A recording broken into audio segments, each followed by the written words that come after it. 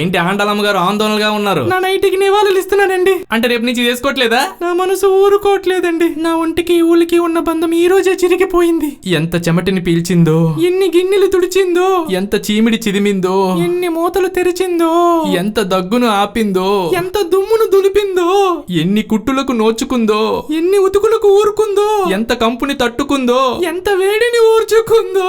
చీర అందాన్ని ఇస్తుంది, కుర్తీ క్యూట్నెస్ ని ఇస్తుంది, చుడీదార్ చక్కగా ఉంటుంది, కానీ నైటీ మాత్రమే కంఫర్ట్ ని ఇస్తుంది. ఇది ఆటో వెనక రాస్తే బాగుంటుంది. మా ఆడవాళ్ళకి నైటీలు విద్యుత్ వాడని ఏసీలండి.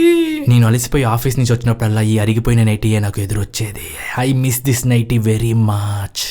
ఏదైనా మిడ్ నైట్ ఆఫర్ లో ఇంకో నైటీ కొనుక్కుందా. ఇప్పటికి సంతాపం సమాప్తం. ఇలా ఇచ్చే ఈసిరేసొత్తా. దేనికి వాడినన్నావు కదే. ఒంటికి వాడినన్నాను, ఇంటికి కాదు. దీన్ని నేను రీసైకిల్ చేస్తాను. నువ్వు రీస్కూటీ చేసిన ఈ పట్టు దేనికి పనికిరాదే. 350 రూపాయలు ఇచ్చుకున్నాను. మా ఆడవాళ్ళు వాడకుండా వదిలేయాలంటే ఒకటి కాలిపోవాలి లేదా కనబడకుండా పోవాలి. 2 చేతుల్ని 2 చిన్న మసిగుడ్డల్ని చేస్తాను. మిగిలిన మొత్తాన్ని 3 పెద్ద మసిగుడ్డలు చేస్తాను. కిచెన్ లో కాళ్ళ కింద ఒకటి, హాలు బయట ఇంకొకటి, బ్యాకప్ కింద బాల్కన్ లో ఇంకొకటి. దండాలు నీకు సెట్ కొట్టి.